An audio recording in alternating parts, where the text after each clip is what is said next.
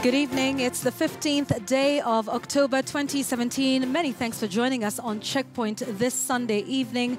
We have all the day's top stories for you, including that war on terror that is far from over. If that attack in Somalia, in Mogadishu, is anything to go by, we have the details of that in our bulletin tonight, plus all the news regarding politics. Tonight, we will be discussing the way forward. Remember, it is just 10 days to go to that repeat presidential poll. And so today, we'll be taking a look at which way forward, why there seem to be so many interpretations of the law when it comes to the issue of presidential elections in this country, and whether we are facing a crisis at all, and if it is one, is it a legal crisis or is it a political one? It's important to shape the conversation first before we seek to find solutions. My guests on the show tonight are here and are ready. We have Charles Kanjama, we have Professor Gitile Naituli, who's a commissioner with the National Cohesion Integration Commission, as well as Miguna. That conversation is coming up in just a short while. The hashtag to use tonight is Checkpoint at KTN News at Yvonne Okwara. We also have the day's top stories for you. Here they are.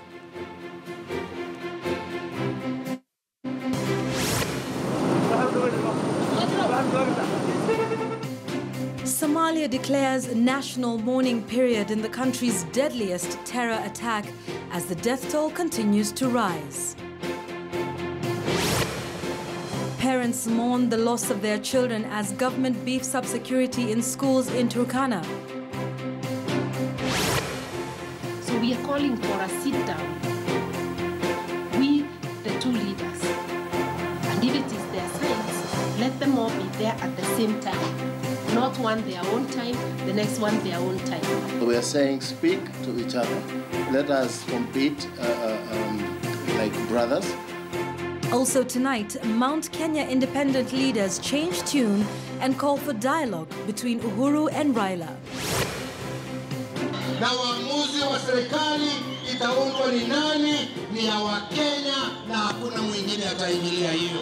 Hatuwezi kwenda kwa uchaguzi ikiwa kama wezi ndio watakuwa pale. Nataka kwenda kwa uchaguzi kama kiwanja iko sawa. No power sharing with you.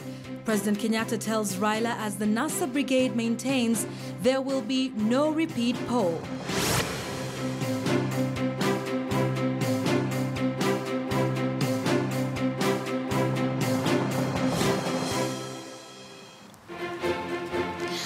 Good evening and welcome to our program. Tonight, I'm Yvonne Okwara Matole, and our sign language interpreter tonight is Meresha Owiti. Our top story this evening is about the terror attack in Mogadishu, with the death toll from twin bomb blasts that struck busy junctions at the heart of the capital of Somalia, rising over 200 people dead so far. Various reports place the casualty rate at between 189 and 231. President Mohamed Abdullahi Farmajo has declared 3 days of national mourning and called for donations of blood and funds to victims. We'll have that story for you in just a short while, but it clearly shows that the war on terror is far from over and much more needs to be done in that part of Africa. Now, let's come back home for a moment. And tonight, it's emerging that the student who led a Saturday dawn attack at the Lokichogioa Mixed Secondary School, which left 6 students and a guard dead, had served a jail term in South Sudan over assault and had joined the school only 6 months ago.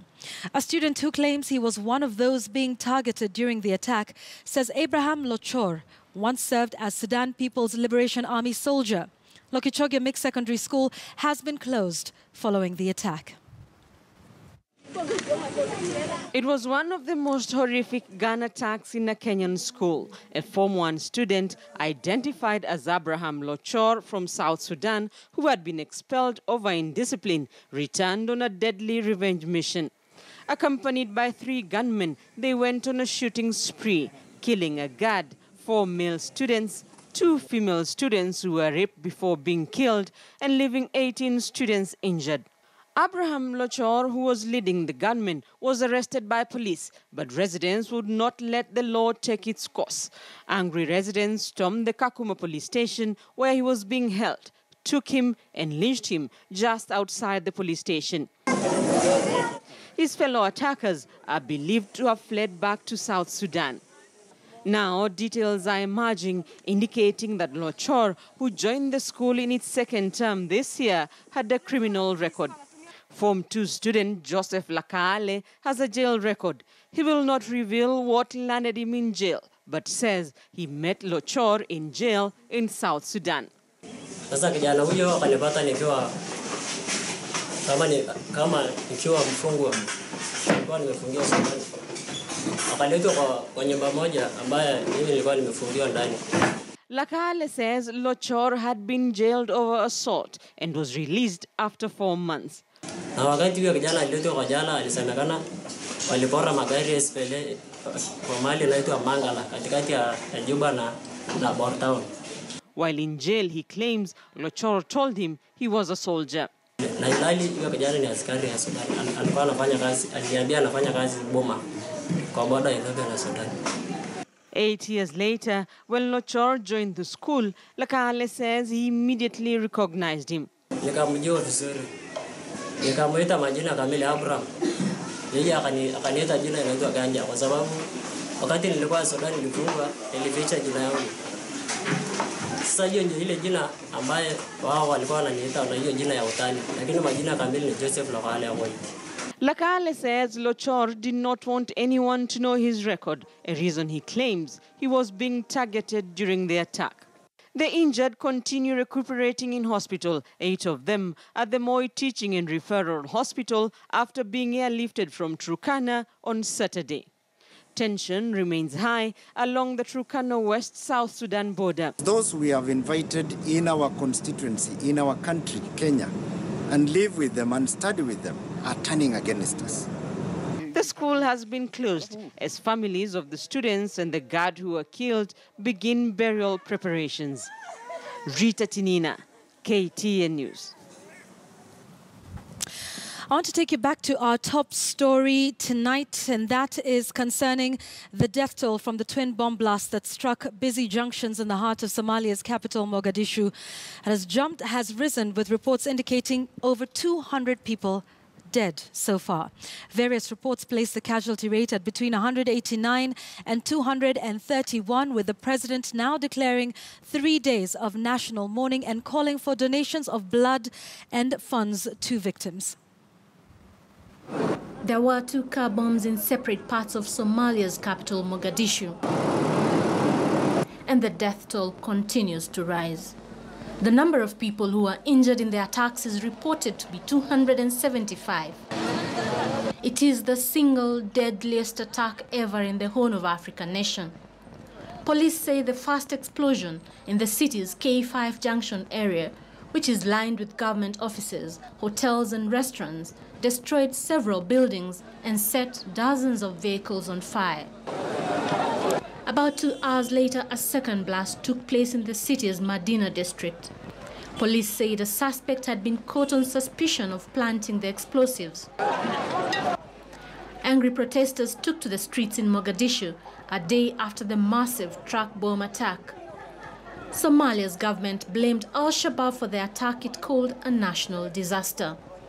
However, Al-Shabaab, which often targets high-profile areas of the capital with bombings, is yet to claim responsibility for the attack. Yes, and as you've heard in that report, it's the single deadliest attack in the Horn of Africa country, and many other nations are heeding the call by President Farmajo for assistance. In fact, we understand the President of Turkey has sent an ambulance and medical doctors to that country for some support. You remember that Turkey recently opened a military base in that country. So we'll continue to update you on that rather tragic event that's taken place in the Horn of Africa, our neighbor Somalia. Let's come back and focus on politics for a moment now. A section of leaders from Mount Kenya region who vied as independents in the August 8th general election are calling for dialogue between President Uhuru Kenyatta and his NASA rival Raila Odinga. The leaders, who included Martha Karua, Kabando wa Kabando and William Kabogo, say Raila and Uhuru's dialogue to ensure that the repeat poll is conducted peacefully. They warned that continued grandstanding between the two presidential candidates was likely to plunge the country into political turmoil, such as the one experienced in 2007.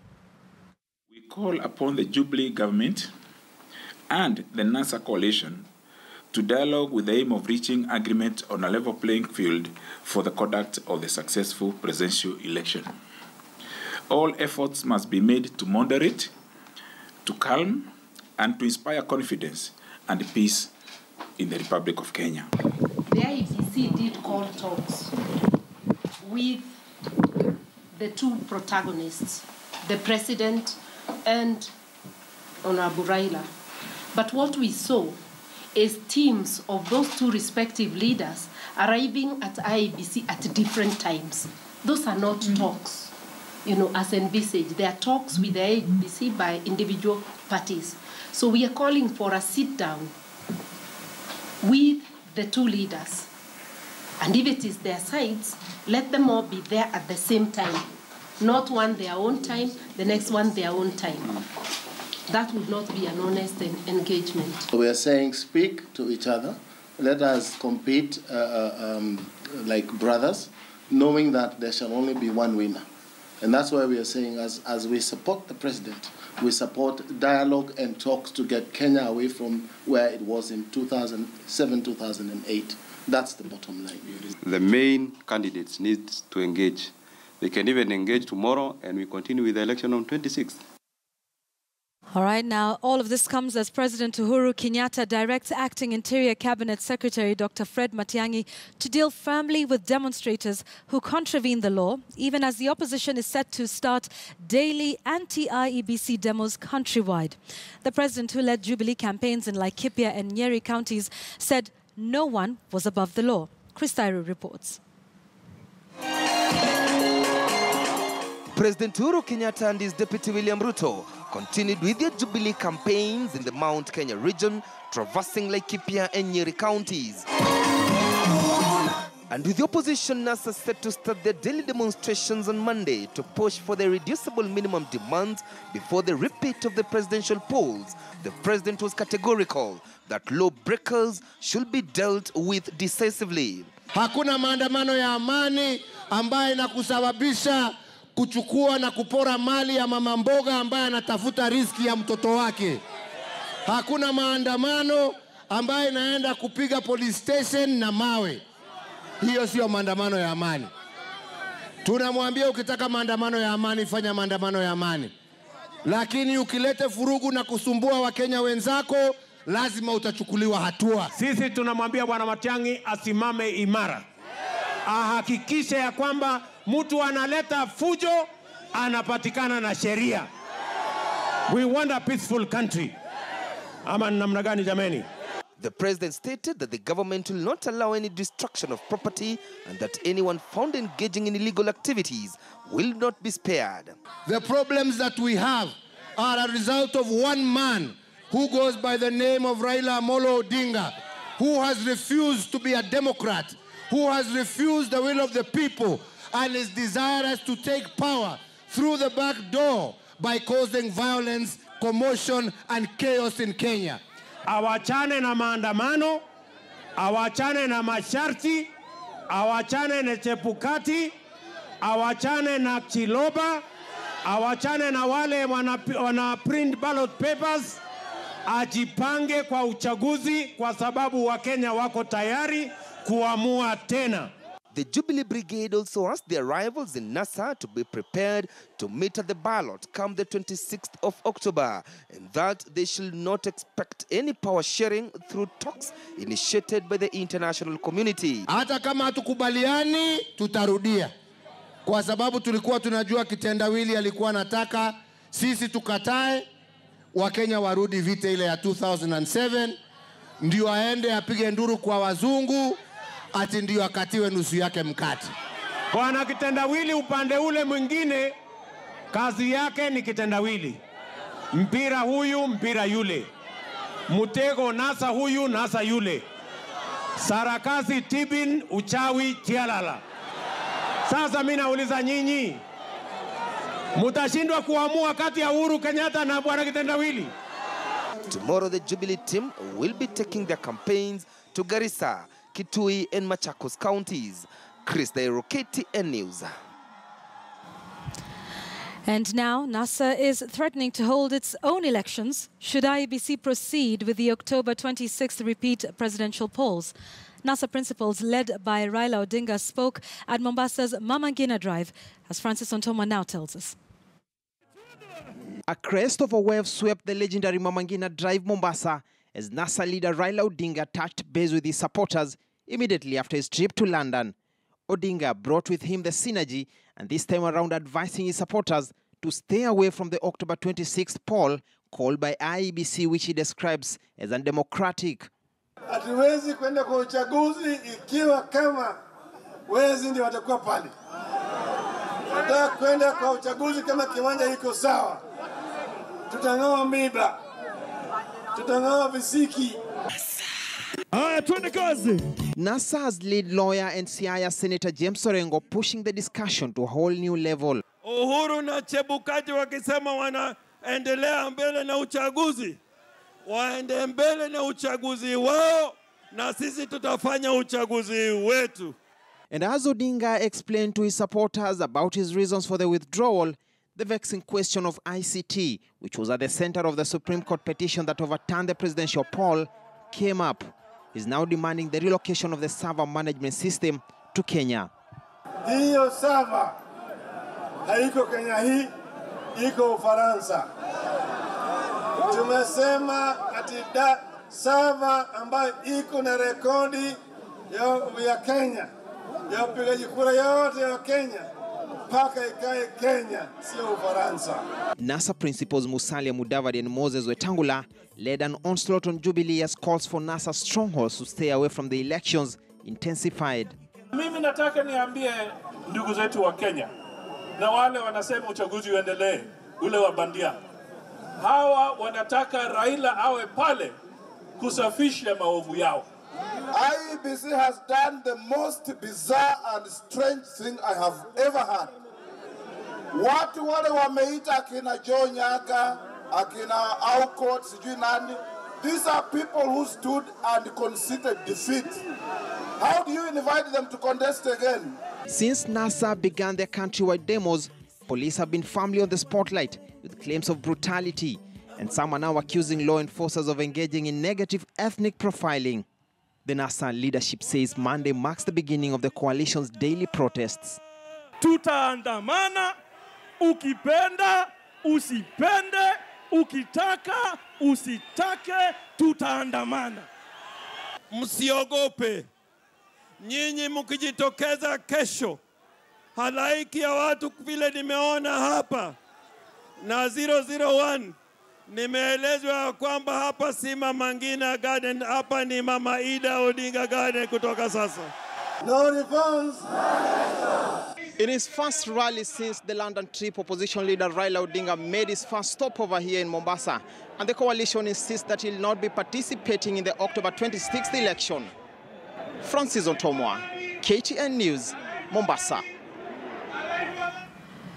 So, Jubilee and NASA maintain their hardline stance on the election. But just how did we get here?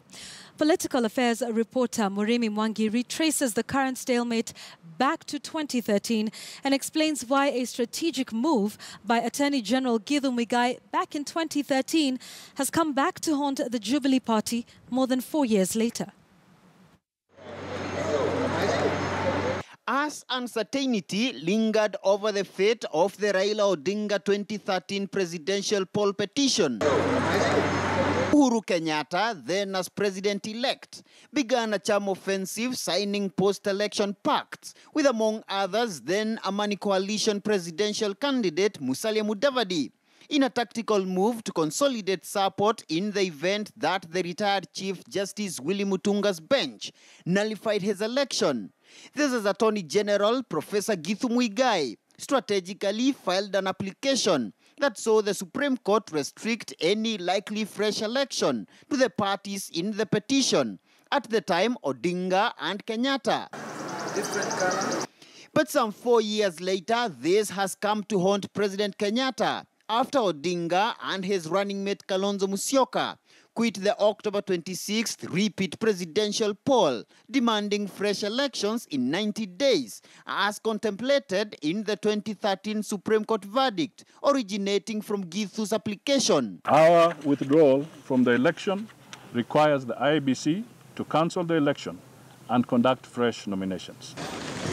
But the High Court on Wednesday ordered inclusion of Third Way Alliance leader Dr. Ekuru Aukot and other fringe candidates from the nullified August 8th elections in the repeat poll, a verdict that has introduced a fresh legal twist to Odinga's recent withdrawal. In the Aukot verdict, Justice John Mativo dismissed the ruling on Githu's application as an obiter dictum, a term in law which, casually taken, means that the 2013 finding on Githu's query was just a by the way. Yet Odinga's withdrawal and subsequent demand for fresh elections in 90 days was strategically premised on paragraph 290 of the 2013 Supreme Court ruling, which also originated from the Attorney General's application. So, does the Aukot ruling invalidate Odinga's poll withdrawal? Court did not deal with that matter as a by the way. It was on the invitation of the Attorney General, and the Attorney General is the protector of public interest. And he invited court to look at that question in public interest. You have two decisions, one by the Supreme Court and one by the High Court. You had initially acted on the basis of the decision of the Supreme Court. And Murimi Mwangi soon will make you senior counsel. You know, it's quite obvious. The Supreme Court takes precedence over the High Court. It is an issue that requires no further interrogation. But in yet another controversy from 2013, the Mutunga bench had initially cited Article 138, subsection 1b in relation to the fate of a repeat election, where any candidate withdraws. This article does not exist in the 2010 Constitution. In a subsequent clarification, the judges said they were referring to Article 138, subsection 8b. This article, however, refers to instances where one of the candidates or running mate dies on or before the scheduled date of the election. To my collection, Raila Odinga is alive, Kalonzo Musyoka is alive. So that provision does not help. So there is nothing called abandonment in that judgment. It must be understood that a decision of the court is valid and binding, however erroneous it may be, until otherwise set aside. The decision of the Supreme Court in 2013 has not been set aside. It is valid. This debate continues even as uncertainty persists on whether Odinga's name will be on the ballot over NASA's failure to fill the withdrawal Form 24A, which electoral body IEBC insists was mandatory to activate the opposition leader's exit from the October 26th poll. They say politics is a competition of who gets what, when, and how, and the 2013 Supreme Court verdict will no doubt remain a key reference point as Odinga enforces his boycott move. Muremi Mwangi, KTN News, Nairobi.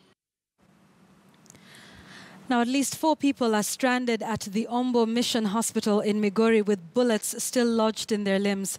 Among the 4 is 34-year-old George Ombuju with 4 bullets in his left thigh. Rashid Ronald has that story for us.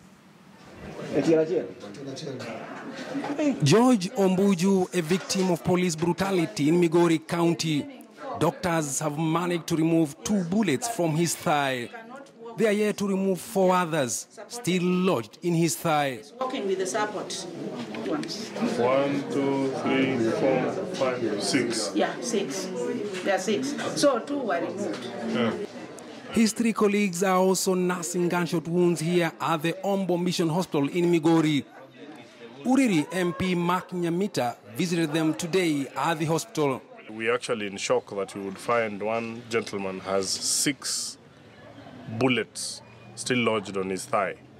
So you would wonder what would warrant 6 bullets being aimed at one particular individual who is not only unarmed but only peacefully demonstrating. We have others that have been transferred to the hospital. We have others yet with about 2, 3 bullets that are still lodged. So we actually went to ask the police that we condemn their action. And tomorrow, as we are preparing for the mother of all demonstrations in the whole of this country. We ask them to provide security. Several people were either shot or clobbered by police as they protested on Friday in several parts of Nyanza. And of course, the number may increase after NASA declared that they will continue with the anti-IBC demos across the country from Monday. Rashid Ronald, KTN News, in the county of Kisumu. Residents and livestock in northern Kenya continue to bear the brunt of the prolonged drought affecting various parts of the country. However, the various interventions by government and relief agencies are being crippled by unscrupulous government officials who've been accused of stealing the donations. The parched land, dried up vegetation and carcasses strewn all over paint a grim picture of the situation in various parts of Garissa County. Desperation and hopelessness slowly setting in following a long drought spell that is not only threatening animal but human lives as well. Mandera, Garissa, Turukana and Pokot counties are the most affected, having lost a large portion of their livestock, and the residents are now crying out for help. Boma yangu tayari imepoteza zaidi ya mbuzi 100. Malisho na maji ndio tatizo kubwa hapa. Tatizo zimetuzidi. Hatuna wa kuelekeza shida zetu. Mwenyezi Mungu ndio hakimu mkuu. These goats are Ada Hassan's lifeline. However, should the drought persist, he risks losing his only source of income. Nyinyi mko hapa mjini. Hamjui kinachoendelea vijijini. Hofu yangu ni watoto kufariki. And though the government, in collaboration with international aid agencies, have been releasing food donations to the affected, the donations barely reach the intended target. Alikuwa akitumia vijana waumuzie na ndo mtumanie pesa. Hiyo ndo ukweli wa mambo. With the blame being apportioned to the provincial administration in Fafi constituency. Nilikuwa naona akifanya hiyo kazi sababu anatumia mtu mwingine ndo anatumia, lakini mimi najua hapo kuna hesabu fulani zimeenda already. Hata ukienda kwa M-Pesa utakuta pesa 7,000 nimetumana wapi akiwa nyumbani. At the moment, no human deaths have been reported, but should the diversion of food donations continue unabated, residents of Fafi could be staring at death in the eye. Janet Chapia, KTN News. All right, so we want to go to the conversation we had promised you this evening on Checkpoint. Which way, Kenya? That's coming up next. The hashtag to use is Checkpoint. My guests, Charles Kanjama, Professor Gitile Naituli, and Miguna, ready and waiting for that conversation. We'd like you to participate as well. So please do stay tuned. We'll be back after the break.